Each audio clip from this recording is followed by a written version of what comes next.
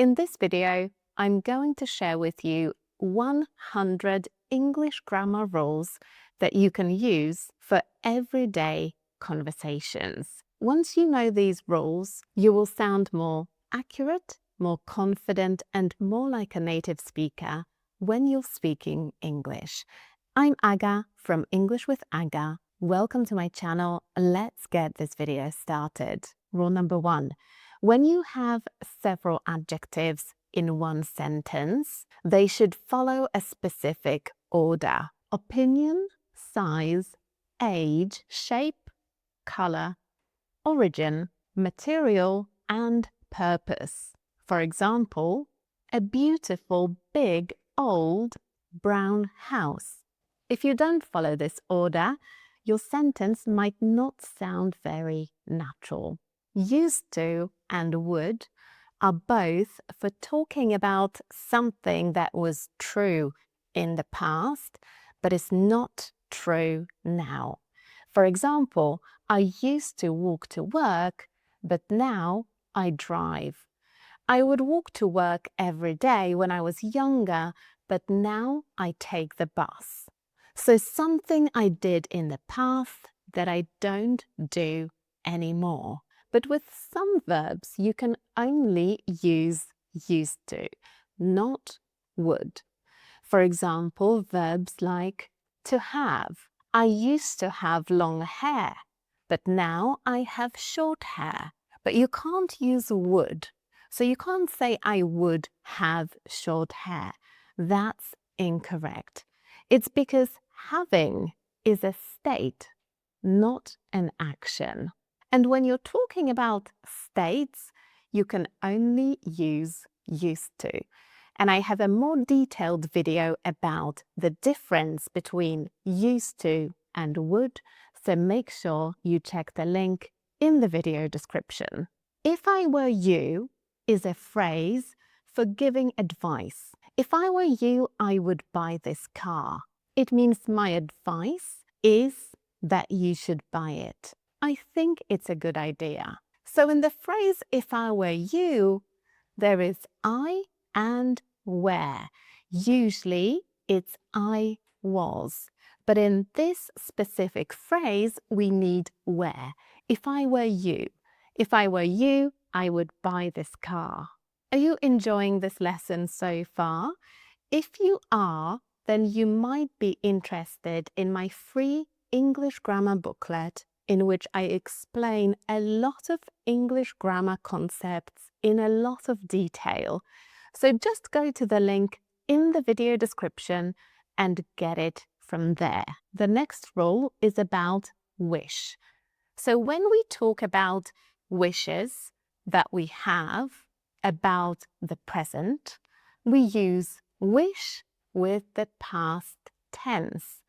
I wish I lived in the countryside. So this wish is about the present. I would like to live in the countryside now. But the verb is in the past simple. I wish I lived in the countryside now. When we compare different things, we use ER at the end for short adjectives. My student is smarter than me. And we use more with longer adjectives. My student is more intelligent than me. Fewer and less. We use fewer for countable nouns, so things that we can count. You have fewer books than me.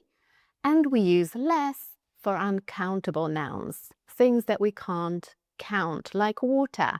You have less water in your bottle than me. Some verbs in English express states, not actions. For example, to understand. It's not an action, it's a state.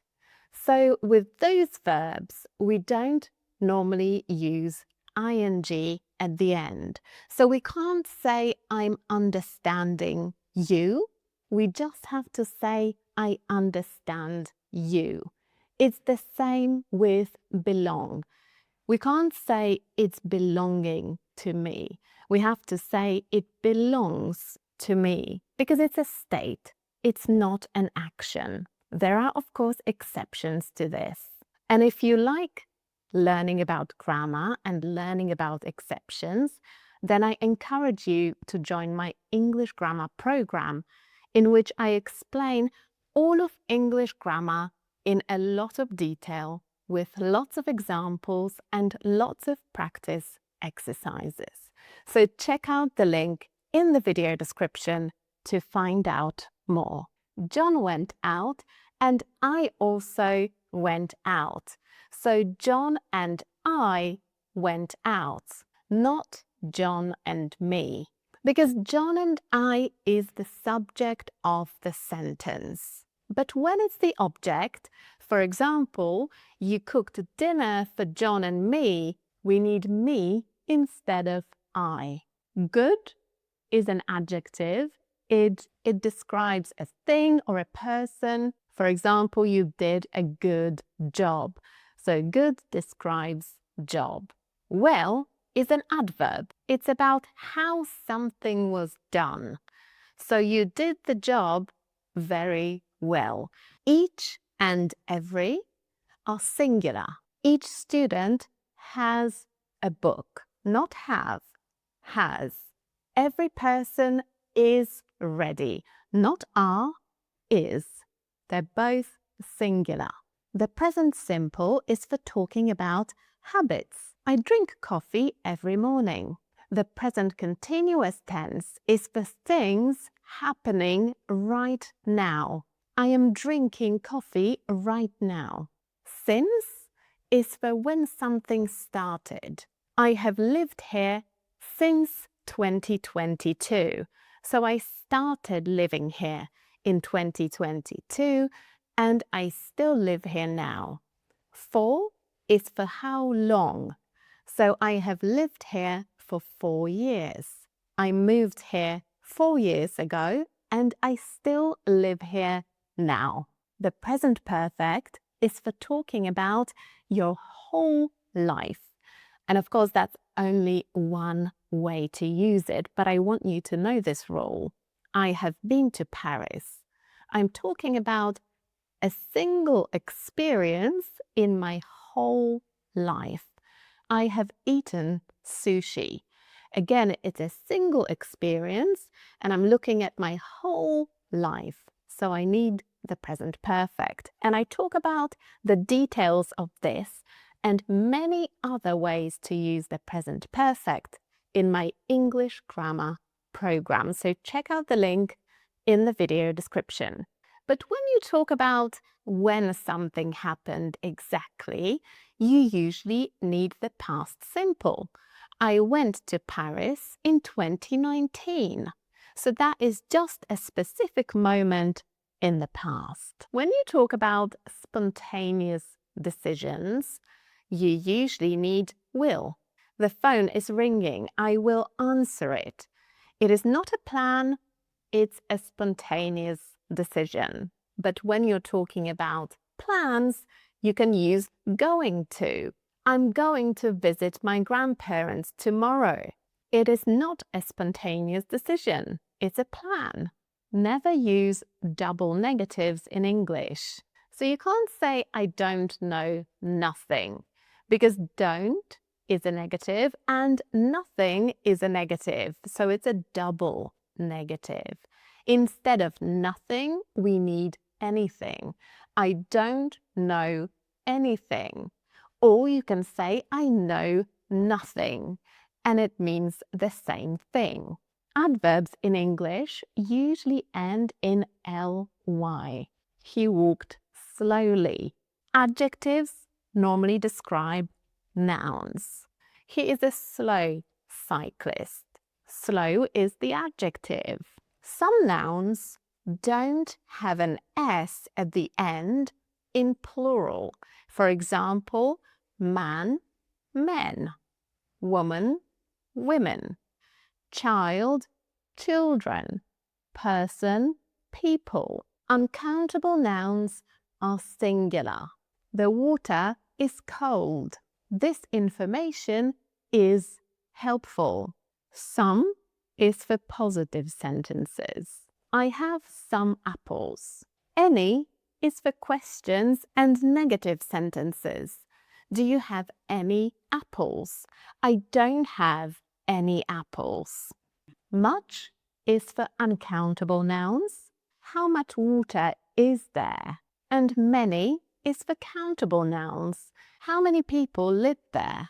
We use an instead of a in front of a vowel sound, not just a letter that is a vowel sound. So an apple, that's a vowel, but also an hour, that is a vowel sound, even though H is a consonant. Use the when the person you're talking to knows exactly what you mean.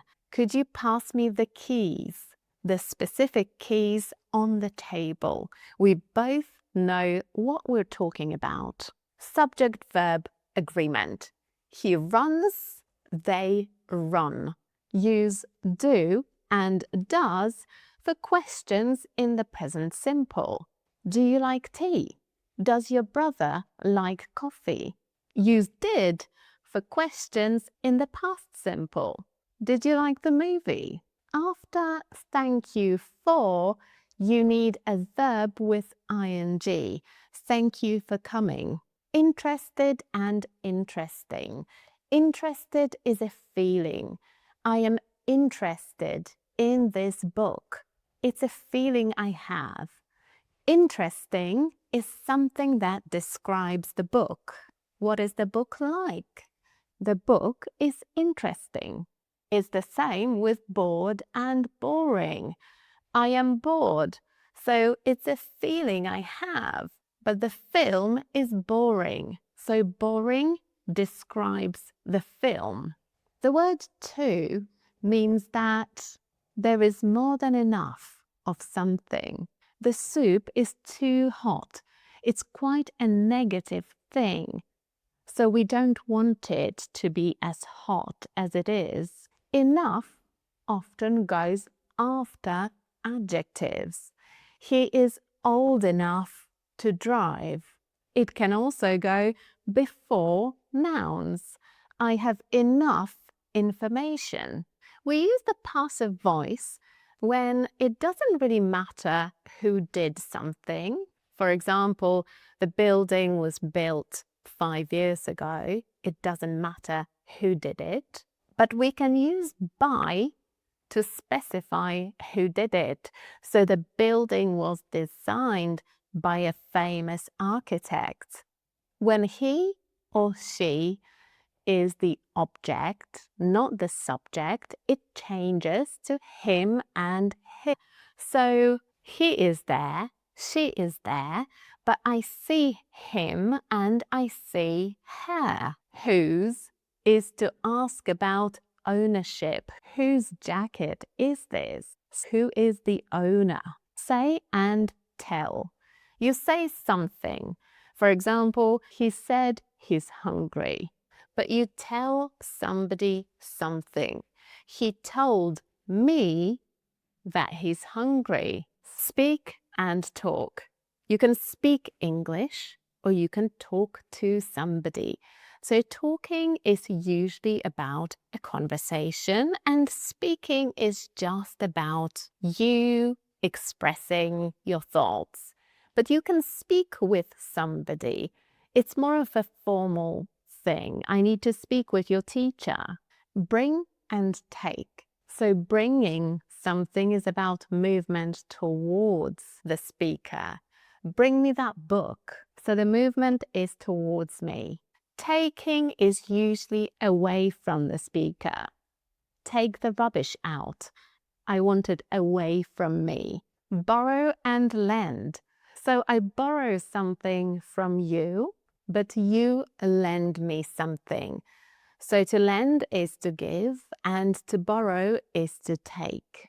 The first conditional is for future possibilities. If it rains, I will stay home. It's a possibility. And it will happen if something else happens. The second conditional is for imaginary situations. If I won the lottery, I would buy a boat. It's imaginary. The third conditional is about regrets about the past. If I had studied harder, I would have passed the test, but I didn't study very hard and I failed the test. And the zero conditional is for facts, such as scientific facts. If you heat ice, it melts. It happens every time. It's a scientific rule.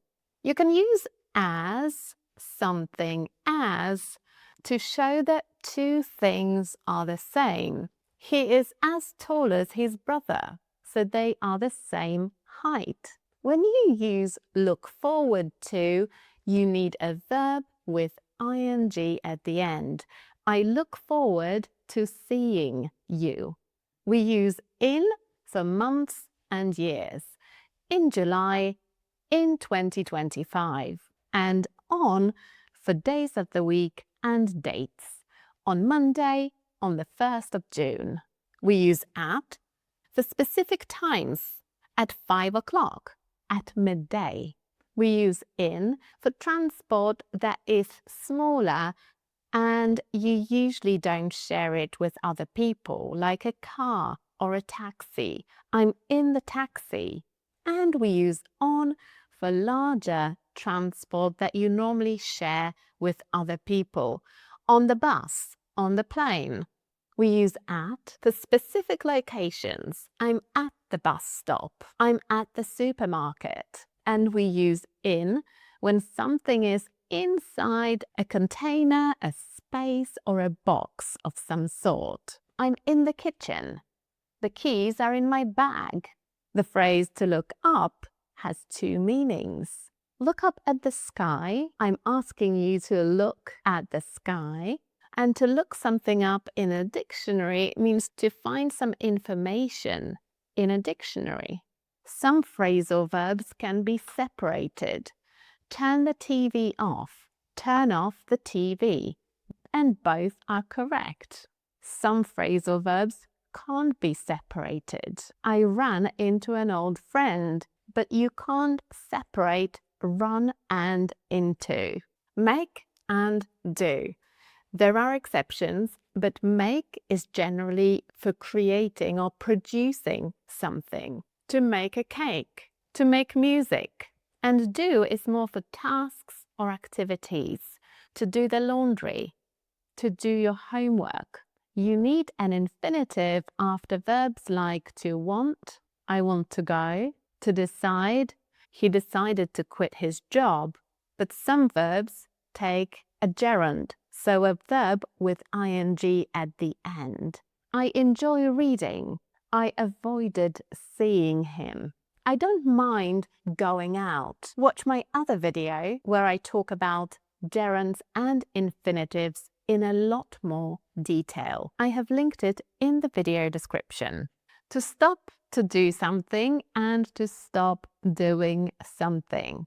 I stopped to have some tea means I stopped an activity I was doing in order to have some tea. And to stop doing something usually means to stop a habit, like I stopped drinking coffee. I stopped this habit. Remember to do something and remember doing something. I remembered to lock the door means I didn't forget. But I remember locking the door means I have a memory in my head of doing it. Who is something you can use in relative clauses when talking about people. The man who called me is my boss. But when it's a relative clause about a thing, you can use which. The car which I bought is red. Or you can use that instead of which and who.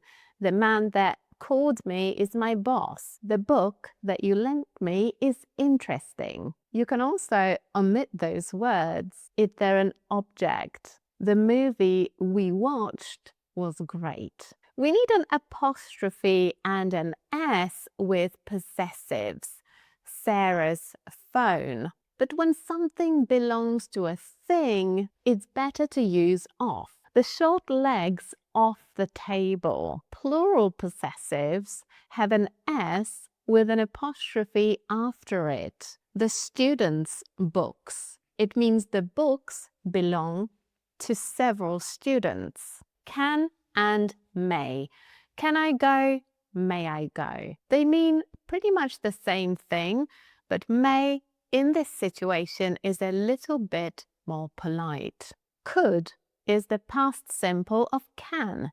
When I was younger, I could speak Italian. You can use must when there is something that you are motivated to do yourself. I must learn French. So nobody has told me to do it, but the motivation comes from me. I must do it. I'm really motivated to do it myself. Mustn't and don't have to. Mustn't means it's forbidden. It is not allowed. Don't have to means that you can do it, but it's not necessary. So you mustn't smoke here. It's not allowed. But you don't have to park here means that you can, but it's not necessary. You can park somewhere else. Should is for giving advice. You should buy a new bike because your old one is a bit old now. Ought to is a formal version of should. Question tags. It's cold, isn't it? So the question tag is the opposite of the main verb. So if the main verb is positive, the question tag is negative. It's cold, isn't it?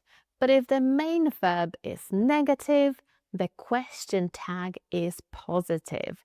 It's not cold, is it? When you give a short answer in English, it copies the helping verb. Do you like coffee? Yes, I do. Have you got some time? Yes, I have. Did you go to work yesterday? Yes, I did. No, I didn't. After not only, you need inversion.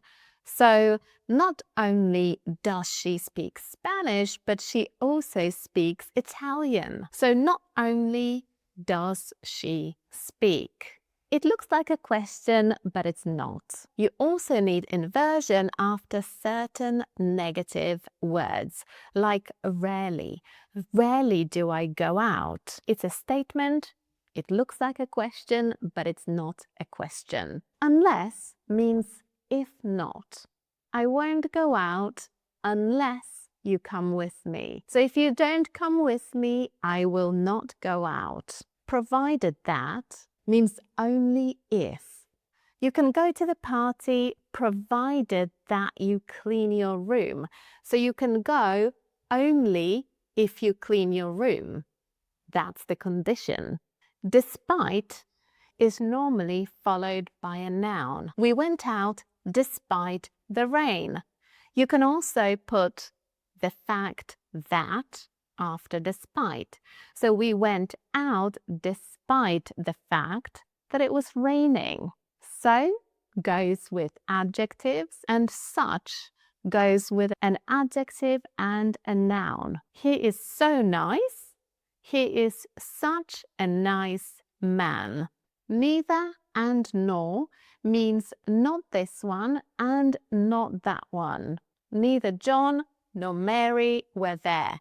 So John wasn't there and Mary also wasn't there. Either or means this one or that one. You can have either tea or coffee. So you can have tea or coffee. So do I is a way to say I'm the same. I like coffee. So do I. Neither do I is to also say you're the same, but with negative things. I don't like coffee.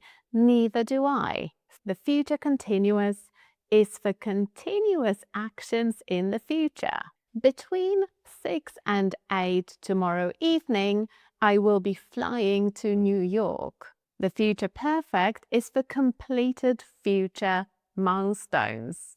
I will have graduated by the end of next year. It's a completed future milestone. And I go into a lot more detail in my English grammar program. So if you want to learn about all English tenses, conditionals, the passive voice, and much more, then make sure you check out the link in the video description. As long as is for conditions. You can stay here as long as you are quiet. So that is the condition. You must be quiet if you want to stay here. Had better is for giving strong advice or a warning. You had better hurry up. It's a piece of very strong advice. It's time goes with the past tense. It's time we left. We need to leave now. The word already often goes between in the present perfect. I have already finished this book. I have already seen this film. Still means that something continues. The situation has not changed. I still work at the airport. I continue to work there. My situation has not changed. In reported speech, you usually go one tense back. So the present tense usually changes to the past tense. He said, I am tired. He said he was tired. The past tense usually changes to the past perfect tense. He said, I bought a new car. He said he had bought a new car. And the final rule is that practice makes perfect. So watch this video as many times as you want. And if you need more details, then download your free English grammar booklet from the video description or join my English grammar program for lots of detail, lots of examples and practice exercises. And I'll see you in the next video. Bye.